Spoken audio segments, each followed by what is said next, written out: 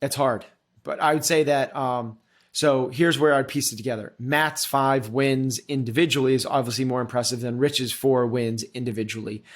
But it's not just a matter of that. Matt's 5 wins are substantially more impressive than Rich's 4 individual wins because he was in a more grown-up, matured sport.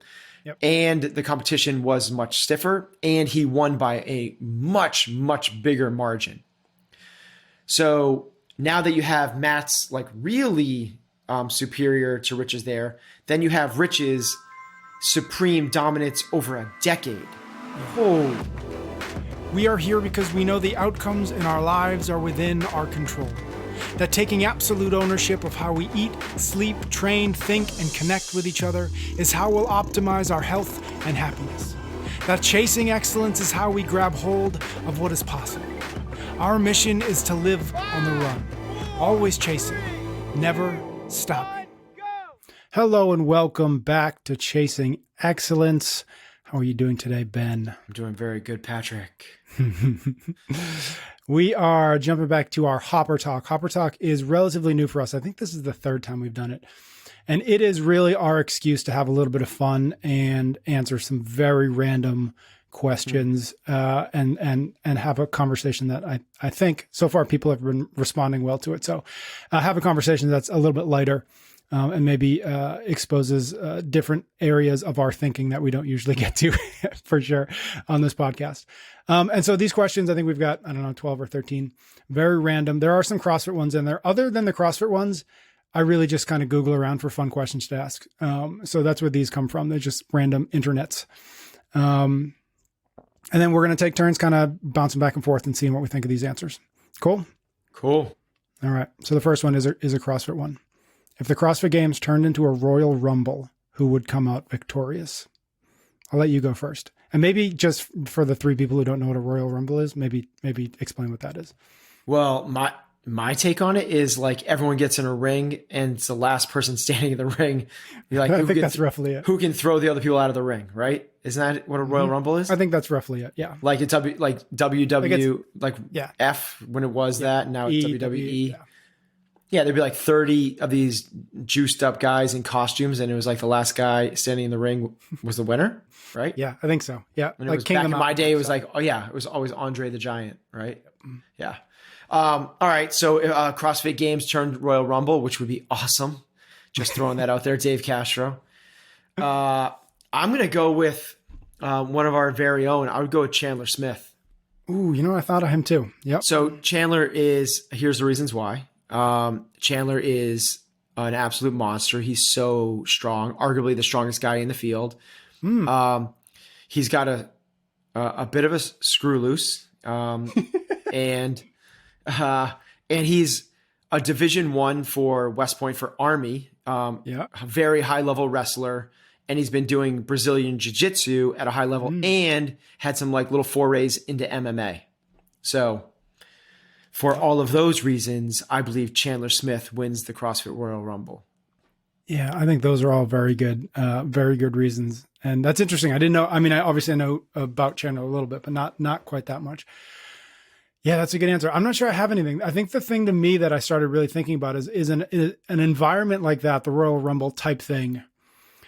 And you just kind of hinted at it, like the kind of little bit of a screw loose, but even more than that might be like, you've got to have what we've kind of talked about before. It's kind of that killer instinct or that mentality of, win at all costs, right? The kind of thing that I think maybe Fraser has and other guys, other athletes certainly have, whether it's Jordan or Kobe or any number of other, like you just see them and you're like, oh, that guy or that gal is not going to stop until they can't move anymore, right? And so I started thinking about what games athletes have that. And I think it's a question I would throw to you is like, who outside of Matt, I think T has got it. I think Katrin has it.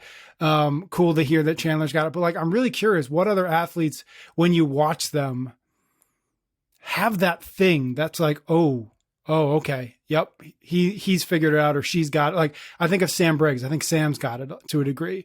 Right. But I don't know, now that Matt's out of the field, I'm kind of left wondering who's going to step up and have that and demonstrate that. All right. So if Matt's in the field, you're taking Matt? I think he's got as good a chance as anyone. Yeah. And then, all right. So I like and then on the female side, who would you take? I think T has developed this over the last couple of years. Obviously, it's been shown in her results. And so I probably throw her up there as well. Again, just thinking about it as who's got something in their head that when it's time to go, they find a different gear. They find a way to motivate themselves, might not be the right word, but motivate themselves to push through in ways that other people don't. I'm just going to go with, on the female side, I'm going to go with either Sam Briggs, which I like that call a lot. She'd be definitely on my zombie apocalypse team. Or I might go with Laura Horvath. I think that size just matters so much in this. Andre the Giant used to win. So I'm going to pick one of the bigger athletes in the field. Yep. Yeah. Yep. I think that's right. I think those are good answers. All right. Next one. Would you rather be super intelligent, but a huge a-hole, or insanely kind, but also incredibly stupid?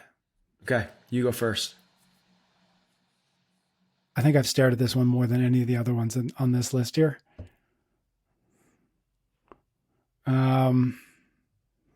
God, I hate to answer it, but I think it would be super intelligent and a huge a-hole. Oh, whoa. Okay.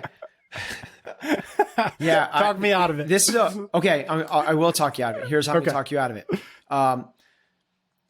If you were to have one, take yourself out of it, and have somebody else be this that you're going to spend a lot of time with.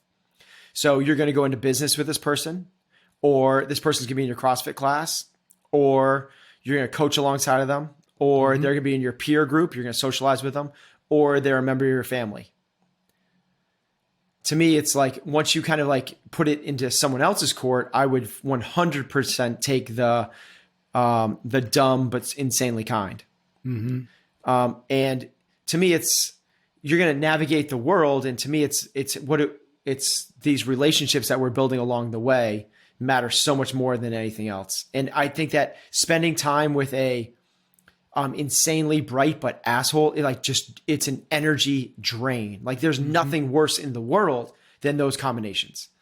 It's super arrogance. They're going to zap your energy. They're probably going to demean you. So for that reason, I would rather be the dumb but kind one. and I struggle. I heard this one too. I struggle with this one a lot. I love this question. Actually, this might be even a job interview question for me going forward. Because I struggled with it a lot. That was hard. Because I was like, oh my God, please somebody talk me out of this. And the more I thought of it, I took I only, when it made sense was when I reciprocated and I put myself on the other end, and I'm going to hang out with this person. Yep. No, that's a good way to think about it. And I hadn't thought about it that way.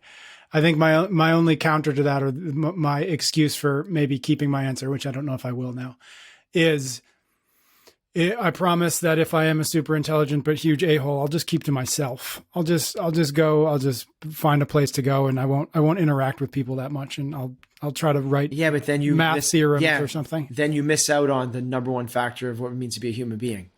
Yeah. Yeah. Or maybe, and I'm okay with it because I build something interesting or do something interesting or have a thought that nobody else has thought. I don't know. Cool. I'm going to think about it more. Next one. If you built a themed hotel, what would the theme be and what would the rooms look like? Okay. So I'd actually like to do this. I honestly this is something that's on my radar, and it's totally in line with what we talk about all the time, but I would not call it this. We'd come up with a much snazzier name, but a health hotel, because that's a horrific name. That's a terrible name. Oh my God. Because it almost sounds just okay, isn't that a hospital? Hospitals should rebrand to health hotels. Well, actually they should, and they would treat patients differently because, what they'd realize is they're not in the business of health, right? They're in the business of repair. They're in the business of taking sick people and getting them back to something, but they're not in the business of keeping people healthy. Right. But that's what my hotel would be. It would be in the business of keeping people healthy. And what was the second part? Like, what would a room look like? Yeah, what would the room look like? But so it would be decidedly and intentionally low tech. It'd be very nature inspired. I imagine it's something like on the coast of the jungle and the ocean of Costa Rica type thing, Yep. and where you're getting this incredible, healthy meals, and it's all set up for the 5 factors of health, where you're optimum sleep environment, and you're doing the appropriate and amounts of spiritual or meditation, and the nature excursions / adventures or whatever it might be, and coupled with good exercise and social and all the rest. Mm-hmm. But that's something I would love to like. It's like the next iteration of a CrossFit gym, right? It's like, can you get people to live this thing? So it becomes, instead of the best hour of their day, it becomes the best week of their year. Yep. Ooh, see what I did there? That's good. How different would it be in your mind from like, a resort in, fill in the blank in one of those spots, Jamaica, go to Jamaica, spend, all inclusive, et cetera. What would be substantially different in a, in a health hotel than just at a nice fancy resort? Yeah. So I think a nice fancy resort is set up around like really elegant dining, drinking, and then just sitting by the pool or on the beach. And this would be much more, I'm hesitating in the words, but prescriptive, not being the right word, because it would have to be fairly loose. But it would be set up with the intention of creating better health practices when you left. I like that. So it would not be just come and rest and restore, which is what most vacations and hotels are. Come here and just relax and decompress, and have a drink with an umbrella in it by the pool and soak in the rays. And it would not be that. It would be much more of like, let's see if we can elevate you to another level of health and another level of understanding of what you could do when you left this place. That's cool. I like that. I really like this question. It harkens to a question that Seth Godin asks or not a question, but an idea that Seth Godin talks about in his book, This is Marketing. And he says, as it relates to branding or marketing, if Nike built a hotel, we already know generally what that hotel is going to feel like, what that's going to seem like, what it's going to, entail. And that's the marker of a good brand. That's the marker of a strong brand, because you can already understand, even if you don't know like what specifically what a Nike hotel would look like, we can guess. And I read that and I immediately thought of like, I can see CrossFit putting a hotel together, right? Or a hotel chain or a franchise, right? Because again, I think the brand is strong enough. And so I kind of like where you're getting at, because I think it reminds me of that a little bit. And I did think about that too with this question, but I kind of guessed that you would come up with that. So I wanted to come up with something different. And what I came up with is, and I don't know if this is a good name or like a health hotel, a terrible name, but a flow hotel, a hotel that you check into for 3 days, 4 days, 5 days, when you have a book to finish, a screenplay to write, a business plan to come up with, a heart, a huge decision you've got to make that you need a lot of deep work in.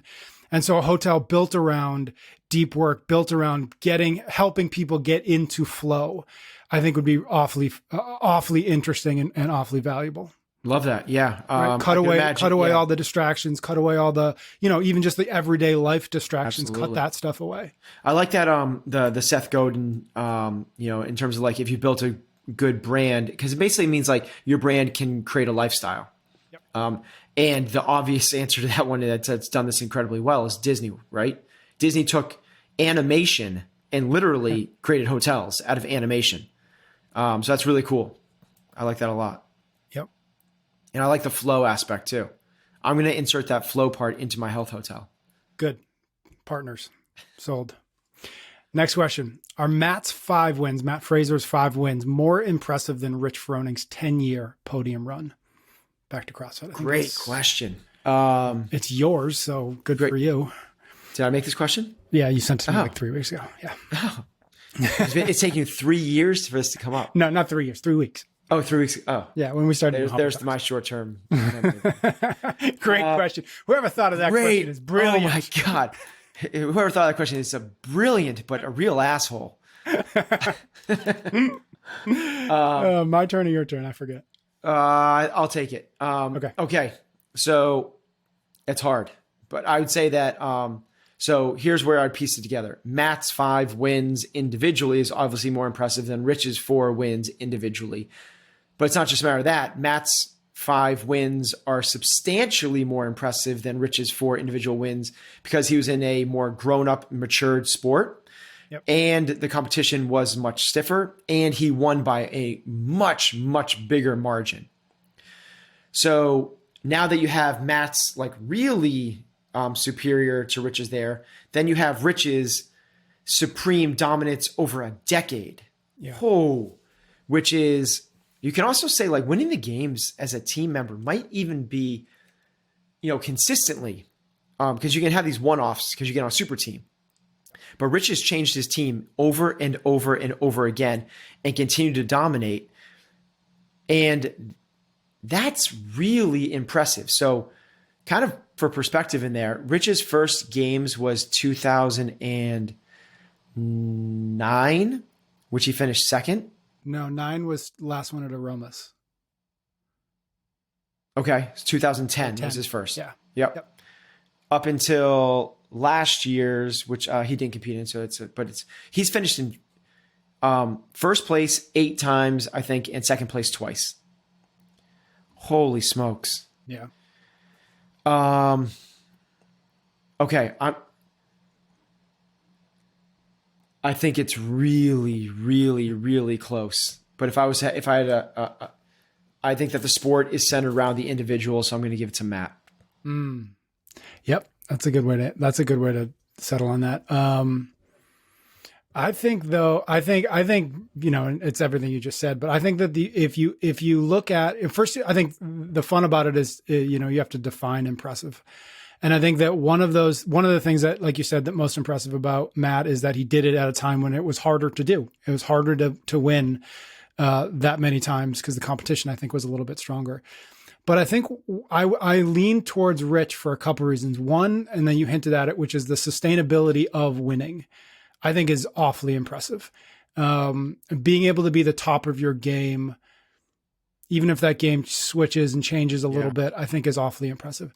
And then I think the reason I go with Rich is because the demands of winning across 2 different categories is not something that a lot of people can do, right? Like, a lot of, I'm sure, a lot of games athletes who at the thought of having to compete alongside another person would drive them nuts. Yeah. Right. Having to rely on them, having to lean on them, have all these things. And the fact that Rich was able to do it individually first and then transition the things that were necessary of him and still continue to do that at a really high level, is really impressive. And then on top of it, his ability to find, attract, surround, cultivate the kinds of people who are also good teammates is not, I think, a skill that can be kind of just brushed off. Like that is a skill in and of itself, to take disparate people, to take people who are all hard chargers, all type A's, and help them or lead them to being able to put the team first. Again, I think that it's a different kind of skill. It's a different kind of impressive. But I think the fact that he layered that on top of just being dominant as an individual for so long, to me, equals more impressive. Yeah. It's a good one. Who would win, Superman or Batman? Next one. You die and go to hell. How do you know that that's where you are? Okay, your turn. I like this question. The first thing that made me think about it, in college, in college, I studied screenwriting in grad school too. And I wrote a short script in college that I remember. And I remember it was as autobiographical as a scenario like this would allow for. And the hell was the main character was in a room surrounded on both sides by television screens. And the only thing on the television screen that he couldn't change, he couldn't alter, he couldn't do anything, every screen was filled with figure skating. That is so not where I thought you were going to go with that. I love it. And I don't know if that's still my definition of hell, but it's not that far. And so that'll be my answer for now. I thought you were like Clockwork Orange on us. No, Like eyes peeled open, showing horrific acts of violence and figure my skating that I God. can't turn off. That's amazing. That's such a better answer than anything I could come up with. That's why you're the creative. All right, I will go with my form of hell is that like you can't. I don't want to say it's like you can't control your mind because I don't think it's not, but like you can't grasp onto a thought. It's like it just goes, it goes. Kind of like There's no kind of like what? Like a goldfish, or that's memory. No, because that's memory. Yeah, it's more like I just never get. It's like and like you never get to. You never. I picture it kind of like a bad LSD trip. Like you're just like what? Like you're kind of like constantly freaking out because you can't figure out. There's no like narrative in your head. There's no, or there isn't. That's like it's like someone just screaming at you, and like you have no control over it whatsoever. And then it just moves. It moves. You never get to plant your feet into anything. Yeah. So it's kind of like your TV thing, but it's like it's so fast that the screen is flipping so fast that you never actually like get to latch onto any. You can't remember because it's like next. It's all like subconscious run amok. Oh yeah, that sounds terrible. I think that sounds worse than figure skating. Yeah. All right, next one. Who is the most impressive famous person alive today and why? So I don't know a lot of famous people. So I'm going to be like pulling out famous people from the 80s probably is usually what ends up happening. Yeah. But if I think about impressive, famous people alive today, okay, so some ones that pop into mind would be like Oprah, Richard Branson,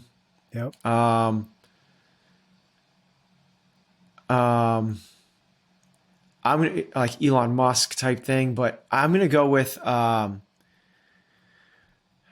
Bill Gates, and I'll do it because I think is more responsible than any single individual for like the idea of like everybody has a computer, which I think is the most transformative thing that's happened in our century. And then he's kind of like what you said. He's been super successful in two arenas. He's then turned his success to the most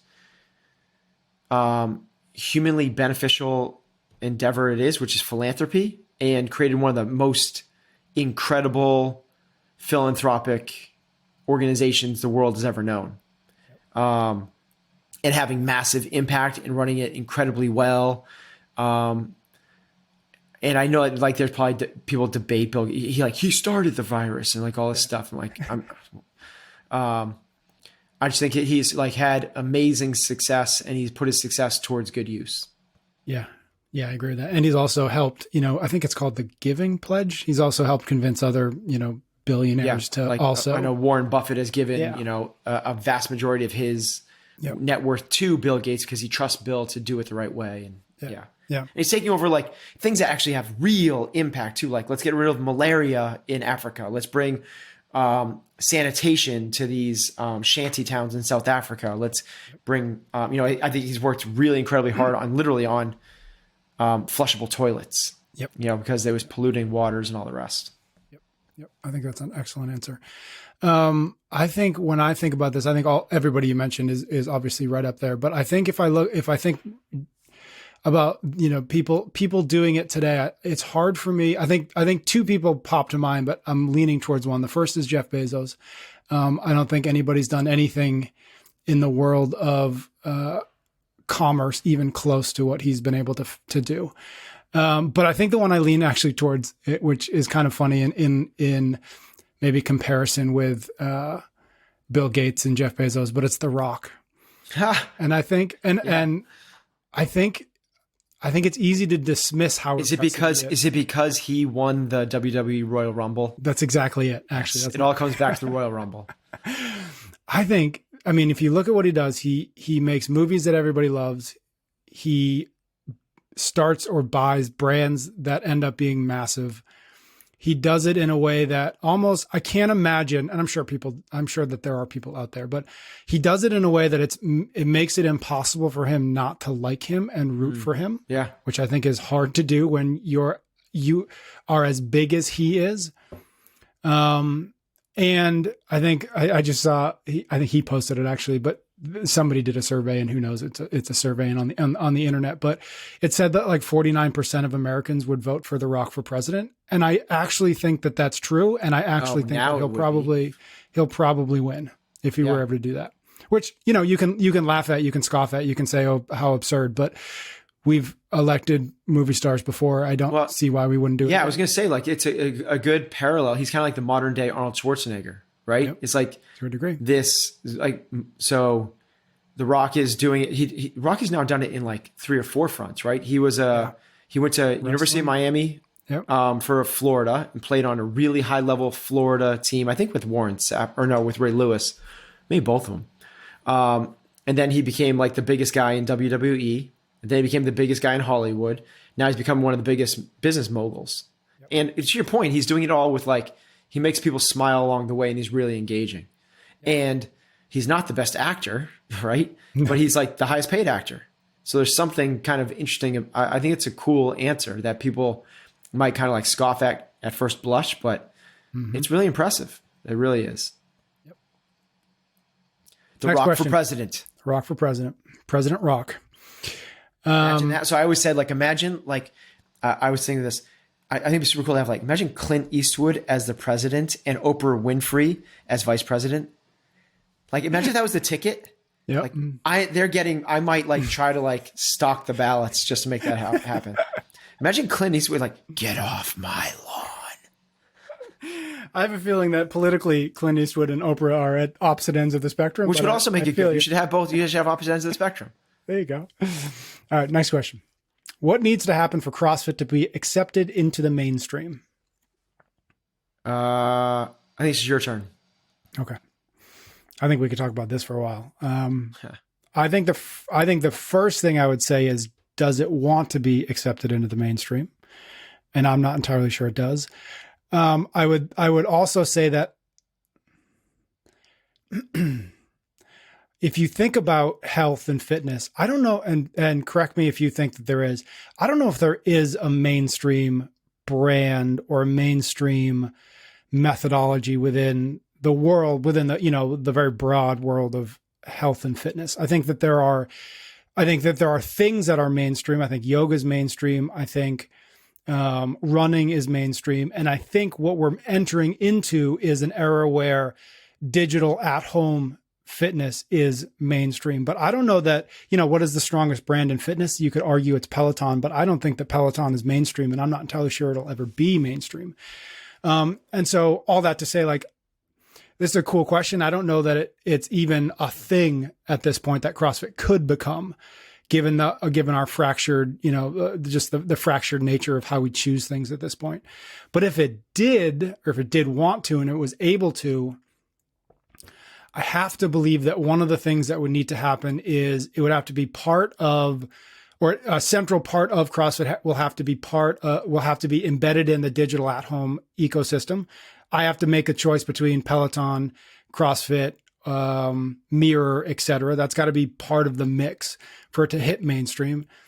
And then the other thing, which I wouldn't root for, I don't think anybody inside of it would root for, but I think that the model of CrossFit brick and mortar would have to move much closer to a franchise than an affiliate. And the reason is, when things go mainstream, what it is saying is the people who aren't willing to take a risk on something that feels new and like it might not work, that's when they say yes to it. That's when the mainstream happens. When people are able to say it's guaranteed to work, or at least as close to guaranteed as it can be, so therefore I'm going to say yes to it, right? We move past the early adopters or the late stage early adopters. And so for the masses to say yes to CrossFit, I think that the variance of what I get if I'm in Texas or Massachusetts or Brazil or whatever, I think it has to be leveled to the degree that as best as possible, you can guarantee that there aren't bad gyms, which means that there won't be great gyms, but there aren't bad gyms anymore.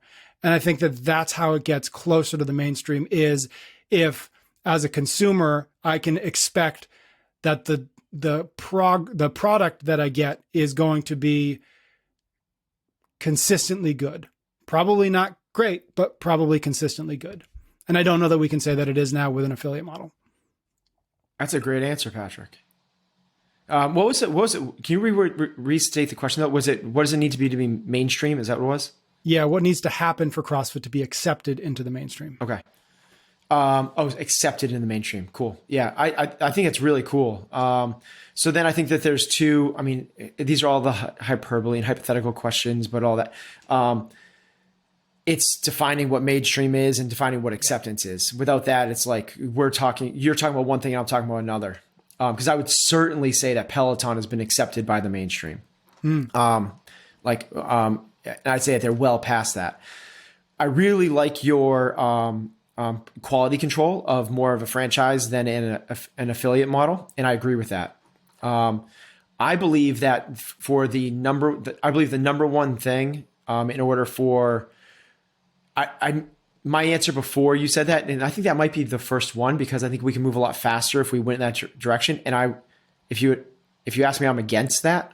So frankly, but to be accepted by the mainstream, I do think that would be the number one trigger, because you'd have quality control. You can say, this is the product. If the product is to a measure that everyone goes like, yeah, I get it. Yeah, it makes sense. Like, imagine if you had 100,000 Peloton people that could all prescribe their own type of Peloton thing and their own technology, and it just wouldn't be as readily accepted.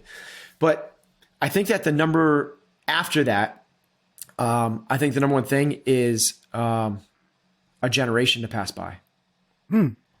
Our methodology works. It is the prescription for fitness. That's not debatable anymore. The problem is that there's dogma. And there's a legacy built into what it means to practice health, wellness, and fitness. And it's only when our kids grow up knowing and understanding this that the exercise science books will be rewritten, that the college courses that doctors take on nutrition will be rewritten. And it's going to take a long time for people to raise their hand and go, we were wrong. It's going to take until those people are dead, honestly, or at least retired, for the new generation to come along and go, we need to rewrite this. This is not the way it's supposed to be.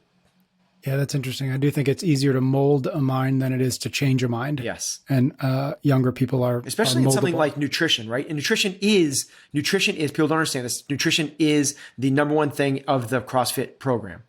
Even Greg Glassman has said, like, if you're doing thrusters and pull-ups, but eating sugar, alcohol, and processed foods, you are not doing CrossFit. Yeah. That is not what CrossFit is. Now, if you're riding a bike and doing sit-ups, but you're eating non-processed foods, enough to keep you fueled, but not enough to store body fat, that is CrossFit. So it is the nutrition above all else. And nutrition mindset is so hard to sway because everyone's an expert. Everyone's been doing this thing 3 times a day for every day of their life. So in order to change it, the saying is it's easier to change someone's religion than it is their philosophies on nutrition.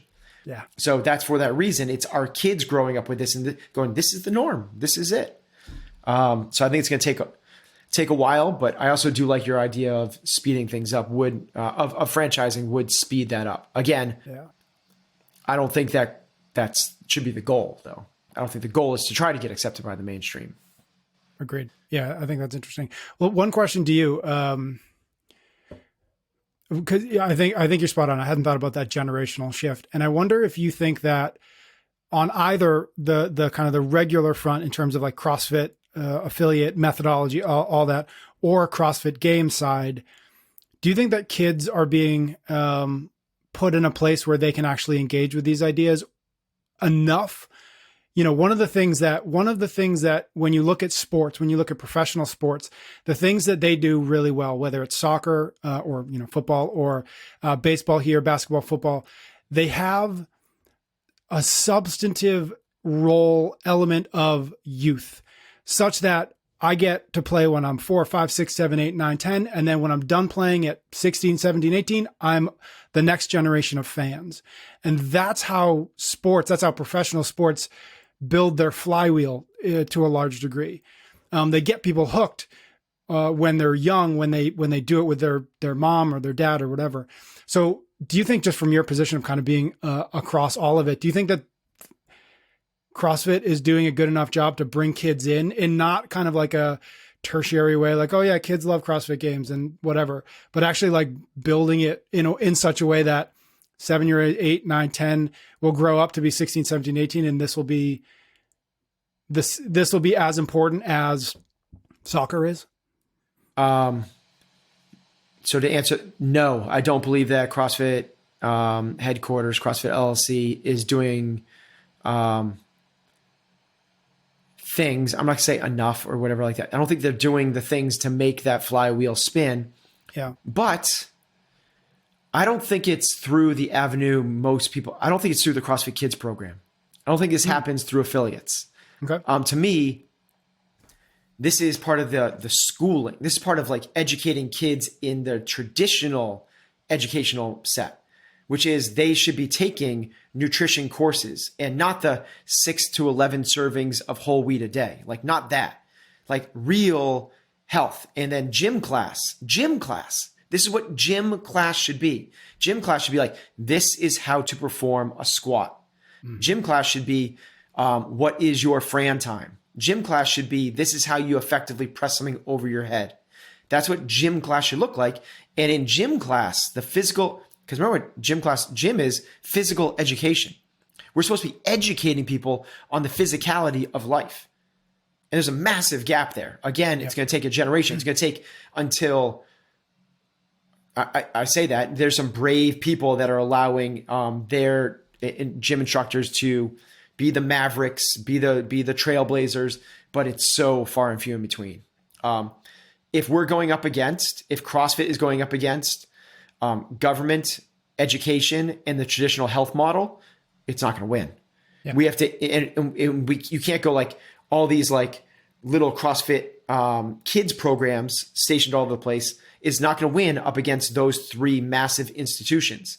What we need to do is we need to infiltrate those institutions and change them from the inside out. So the things that are being disseminated, we don't have to reprogram things. I like that, infiltrate. That makes it sound dangerous. Let's do it. All right. Like I said, I think we could talk about that for a while, but we'll move on. Would you rather have a live-in massage therapist or a live-in chef? Is this my turn or your turn? I think you can go first. I would go with the massage therapist. Interesting. Maybe because I have a partnership with Paleo Power Meals, so I get great prepared foods. I basically have that. Yeah. So anybody, I mean, like honestly, like Paleo Power Meals doesn't pay me; they give me meals and stuff like that. But it's essentially like having that. It's a French trained culinary chef that produces the most beautiful meals ever. I've had them 3 times a day for 7 years, and I still look forward to every single meal. And when I don't get them, I crave them. They're so good. So I have it. So that's why I also do believe too, like carrying around the body work thing. And it wouldn't be a massage therapist. It'd be somebody that could like do like real body work. So it's not like a back rub and candles. It would be somebody that can like fix imbalances, make joints better, optimize the mechanics of the body, help recover faster, and all the rest. I just think that's, you look at someone like Tom Brady, and yeah, he eats well. That's a big part of it. And yes, he trains hard. Yes, and that's a big part of it. He also he has a live-in person that does this 3 times a day. So imagine if you had that. Imagine if like 3 times a day, like all of everything was just kind of getting worked out. Anytime you're like, ooh, someone's like, I'll fix it. Like that'd be just like the coolest thing ever. I also believe that there's a big, from the nervous system and fight or flight or rest, repair, and digest. when you are getting body work done, as long as it's not like so painful that you're like crunching up, it puts you in a restorative state, and you get put into the parasympathetic nervous system, so you can rest and digest better. Do you think that if you didn't have the paleo power meals that your answer would change, or do you feel like I don't, because I don't think that I'm not like I don't need gourmet food. I just want like food as fuel for me.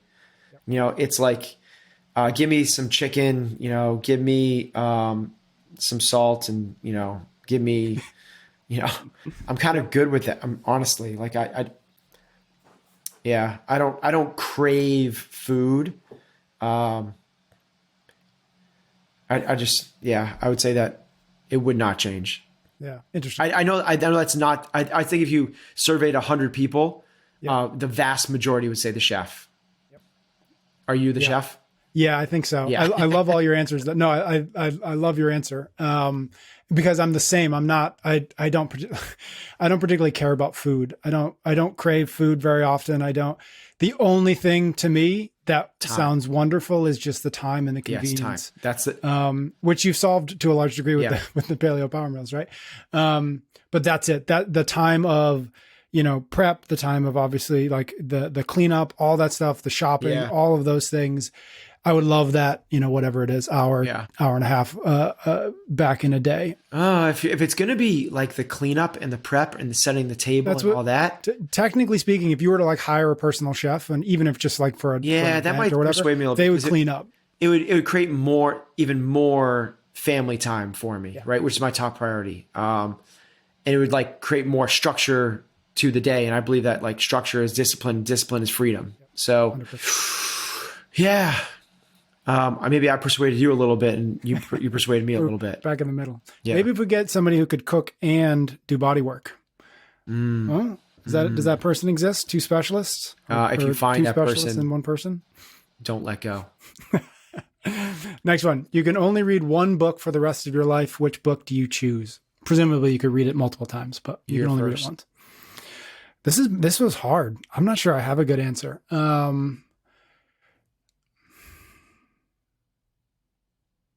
I'm not sure I have a good answer. The first one that comes to mind is 7 Habits. You know, you want to think about something that is stand the test of time. Yeah, that repetition makes it better. Yeah, right. And you want something that you can't, you know, in some ways you want something that you can't ever get right, but that you can continually take steps towards getting better at.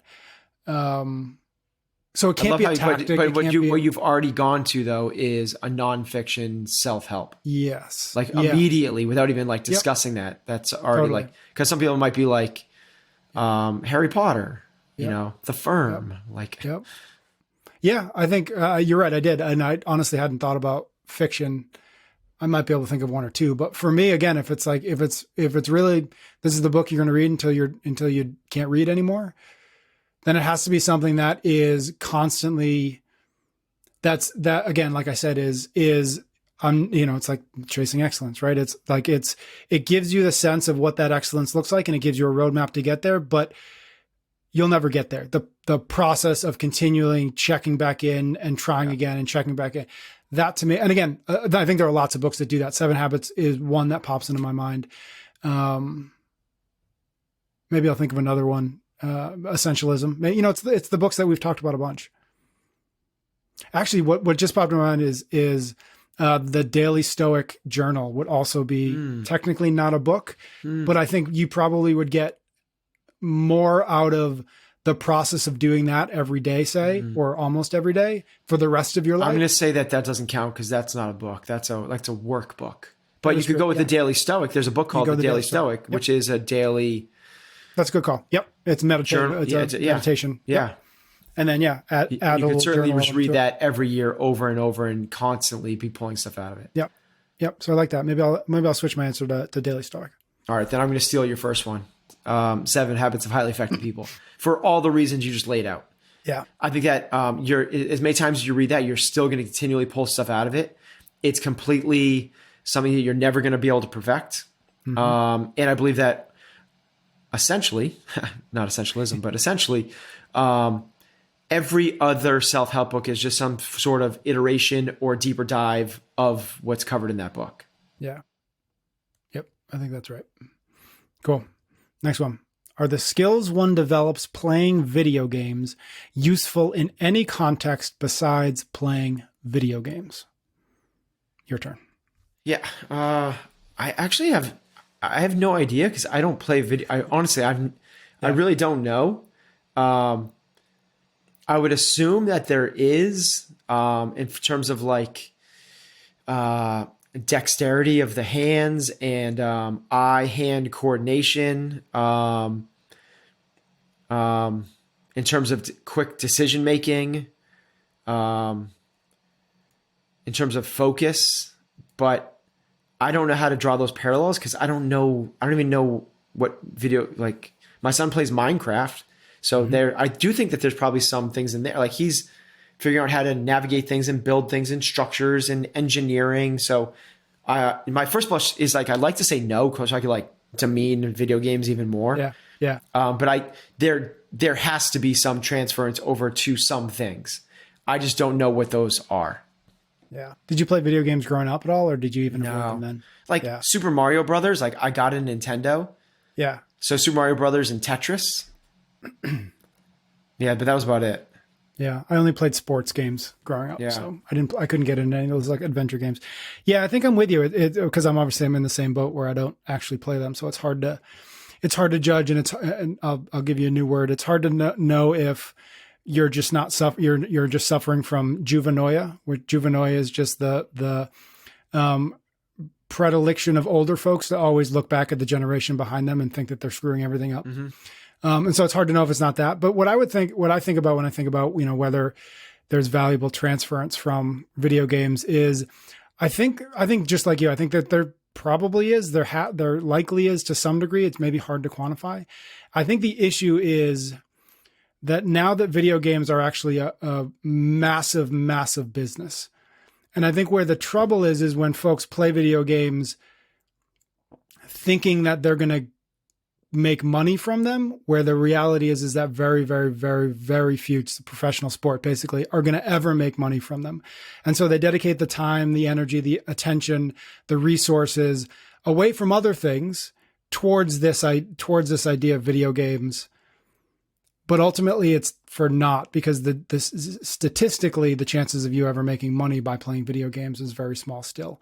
And probably couldn't you say that same thing about any professional sport? Statistically, are those people wasting their time? Depends. I think it depends. Is there more clear transference from dedicating till you're 18 trying to play NBA, trying to play professional basketball? Is there more transference to life than video games? And again, it's impossible for us to know. I think it's too new. You could argue it both ways. And I think I would hear, or I would understand either ends of that. Right. And I'm certainly not advocating for folks not chasing things they're passionate about, things that have little chance of success, but that they believe they can break through. Like, cool, all for it. I just think that's what I start thinking about is, is a generation of kids growing up playing video games thinking that they're going to be the next esports star, when the reality is that they're actually taking away from their chances of building skills that are far more likely, right? That the upside is far more likely than the downside. And I just don't know what that upside downside is. I don't, so that's interesting, because it's the same story for somebody trying to make it to the NBA, and you're telling a kid, like, you're wasting your time. Like, the chances of you actually getting the NBA are almost zero. Like, what are you doing? But then you go like, okay, but there's things that you can learn from this. Like, you learn about how to overcome failures. You learn how to be a teammate. You learn how to dedicate yourself to a craft for improvement. You learn patience and practice. And as you were kind of talking through that, there is transference over actually is you look at this younger generation and how tech savvy they are. Yep. So they can navigate a computer and solve issues that none of us could. I still can't do, but my 8-year-old can do. And it's not because he went to engineering school. It's not because he went to computer programming school. It's because he games. Yep. And so now, because he spent so much time, he's grown up with this. he can do these things. So he's comfortable with this. So the available opportunities that he has from a tech side, because he has that built into his quote unquote DNA, he knows. So I think it might be another Juvenoya thing. Yeah. Yeah. I think it's too early to know for sure, but yeah, will be interesting. Certainly it certainly could have been the type of thing where 2 generations ago, people go, why are you wasting all your time with this sport? It's like, get back to school. Like you know what the chances of you being a professional athlete are? Yeah. Like, get back to your books. Yeah. I'm sure that our kids will teach us in the next 10 or 15 years. Next question. What business would you start if you didn't have to worry about the fact that you had absolutely no experience in that particular field or industry? Your turn. I actually really like the Flow Hotel, which might be a cop out because it means I don't have to think too much harder. But I think something like that would be, I think that would be fantastic. Yeah, to build a franchise where, in any city, right? It's different than an Airbnb, or it's different from just like a rent a room, or a WeWork, but it's actually something like built for. Nope, I need 3 days. I need it to be quiet. I need to get this thing done. I need to disappear. I need to, I need to inspired. Yeah. Focus. I think as the pandemic ends, as we all figure out what the new, whatever the new life is going to look like, I think a lot more people are going to be working at home. And I think that I've done that for 15 or 20 years. We were talking before, I'm in the middle of building basically a shed in the backyard so that I can get some version of that kind of quiet. Now that I've got a couple shed. Yeah, a flow shed. Now that I've, with a couple kids running around, that gets harder. And I think that for lots and lots of people, the ability to go for 2 days, 3 days, whatever, again, turn everything off, be in an environment, right? We've talked a ton about environment and how important that is, but be in an environment that is literally built from the ground up to allow you to get into a flow state, to allow you to get creative, to focus, all that stuff. I think people would be willing to pay for that. Yeah. That's cool. All right. So that's 2 of your answers that means that you should go do this thing. It's kind of like if 2 different people recommend the same book to you, you have to go read it. It's like if you can answer 2 questions about starting a business that are different questions and they're the same thing, you have to start that business. All right, good. I think the first time we did this, all of my answers had to do with sleep. So I feel like I'm just making progress at this point. Very cool. Your turn. I would go with a helicopter ski touring, helicopter skiing. Yeah. Yep. Because that would put me in a flow state every single day. That's right. It'd be like I'd be doing my dream every day. Yep. So, and would you imagine yourself leading people through that? Like, would that be what would really fire you up? Not just somebody's building it and letting somebody else go do it. Oh no, I'd be like the yeah. Oh yeah. Awesome. No, I'm going helicopter skiing every day. Yeah.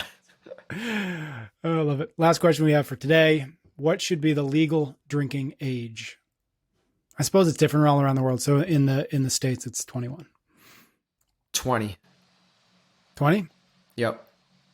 I don't have a good answer to this. We've talked about before my bias against alcohol. And so there's a little bit of me that's like, never. Yeah. So but there's also the argument. And prohibition is the worst thing possible. Which didn't work.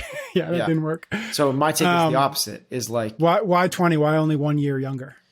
I don't think we're that far off, honestly. Yeah. But anybody that wants to drink and is interested in drinking by the age of 20, the drinking age doesn't mean anything to them. It's 0. It's just enforcing people. It's encouraging people to break the law. Yeah, that's true. So I might even make it 19. I think 18's too young because you only have in a lot of states like a year or 2 of practicing driving before that. And that's the biggest one to me, is the gap between there. And like in Europe, they have incredible public transportation. Yeah. So that's why you can bring it lower, and as the Uber thing comes up and as automated driving comes up, I would be willing to revisit this and bring it younger and younger and younger. And truly, if we get to in 5 years from now where it's all automated cars and no one even has a driveway or garages and no one even owns a car, it's just like it knows your routines and there's an Uber sitting in front of you and it's all automated. I'd be in favor of like what they do in Europe, which is 16. Yeah. Yeah. All right. I don't see like it. I don't see making it harder. Like, it's not hard for these kids to get alcohol anyway. Correct. Yeah. It's like, my daughter's 20 and she's in college, and it's like she has a glass of wine with us on a Saturday night. Like, it's nothing, it's so, I don't think moving it farther out, it helps anybody. Yeah. All right. I'll steal your answer. I think taking away the stigma out of it might help. Yeah, that's true. But again, my 20 is where I'd start right now. All right. That was HopperTalk. Let us know what you think of this. And, I'll even throw it out there. If you guys have questions that you want us to answer, find me on Instagram, PS Cummings. Drop me a DM. I'll add it to our list just for fun. See if you guys come up with any good questions that would fit this format. Thank you so much for listening. Thank you for your ratings and your reviews. They do help new folks find the show. And we'll be back next week for another episode of Chasing Excellence. You can get every episode of Chasing Excellence wherever you listen to your podcasts or on YouTube. Until next time, thank you for listening.